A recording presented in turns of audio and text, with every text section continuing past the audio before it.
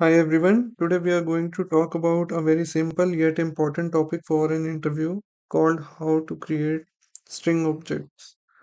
Okay, so there are two ways to do it. One is via the string literals, another one is with the help of new keyword. We will also cover the comparison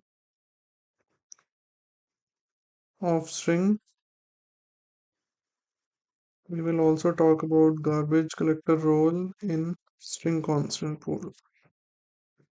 So let's just first understand how strings are getting saved within heap and what is string constant pool within heap. So within so for an given application, for any given application, we create a lot of string objects, right? So Java compiler designers wanted to have better performance, right?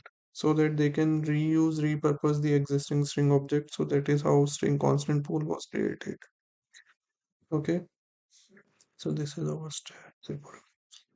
Okay, so let's just create some string objects. Okay, let's just create string s is equals to new string ram. Okay, so whenever we use the new keyword, it will create two objects, one in the heap and another one in the string constant pool. Okay, so s will now create two objects, one ram in the string constant pool and another one in the heap. Okay, so where will s point if two objects are created? So s will always points to the object which is created within heap in case when we have used new keyword. So what happens to the ram created in the string constant pool? So this will be pointed by the JVM. Okay, so let's see. Let's create one more string object. String s1 is equals to xyz. So what happens now? So s1 will create an xyz called object in the string constant pool and it is referred by s1. Okay, so let's just create one more object s2 which is also ram. Okay, so because ram is already an existing object in the string constant pool, so JVM will repurpose it. I'm sorry. So JVM will repurpose it. So S2 will be created and now it is pointed by S2.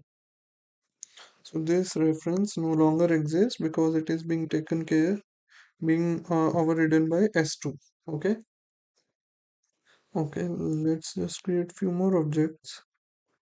String S3 is equals to new string ram. Okay, so again we are doing something similar which we did for S. Okay, S here. So what happens now? S3 will create another object in the heap called ram, but as we already have one string object in the string constant pool, it will not provide, it will not create another object in the string constant pool with the value ram because S2 is already having it because it was earlier created. Okay, so in this case, when we initially created ram for S, it created two objects, one in the heap, one in the string constant pool. But when we created S3 with the new keyword, right, it created one in the heap but not in the string constant pool because the idea behind is if it is already an existing value, it will repurpose it. Okay. Okay, so let's move on and create one more object. Okay, string s4 is equals to ram.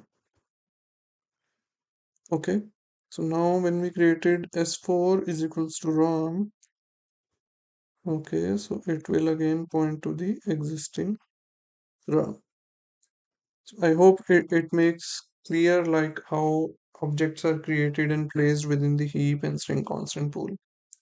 Okay, so now let's just cover the comparison. Okay, so whenever we want to compare values, string values, we will use dot equals. Okay, and what happens in case of double equal to operator? So this is used to compare memory references. Okay, so what happens? So let's just try to do the comparison. Okay, so let's just compare s equals to s3.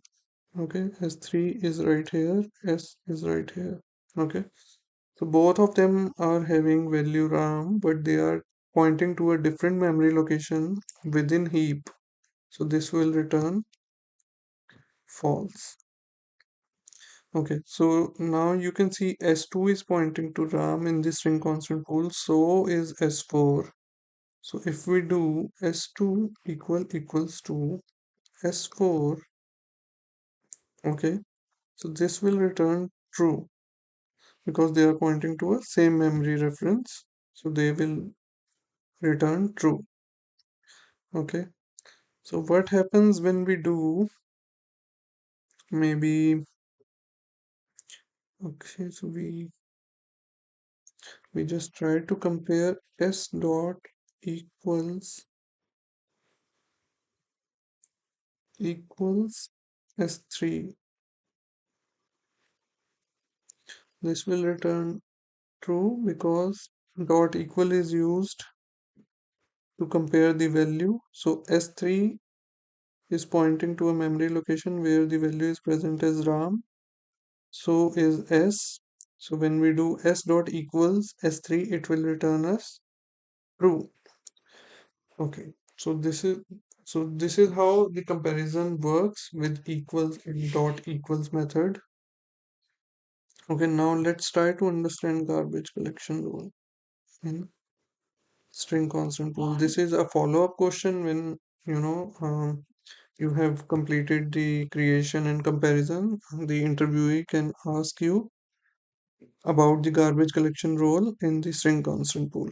Okay, so like initially mentioned, right, if an object is created with the new keyword, the object will always be pointed into the heap area, but the the other copy which was created within string constant pool is temporarily pointed by the JVM.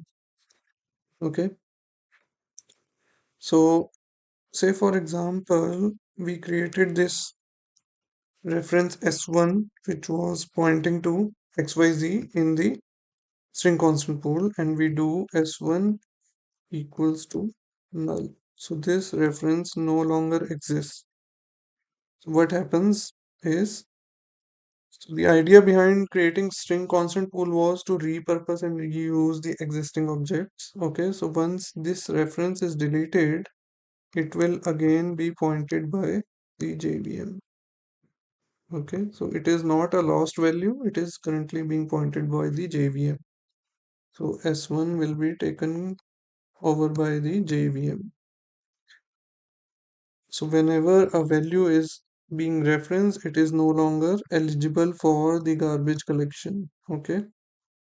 So like it is currently pointed by JVM, so we can say any objects which are present, string objects which are present inside the string constant pool are never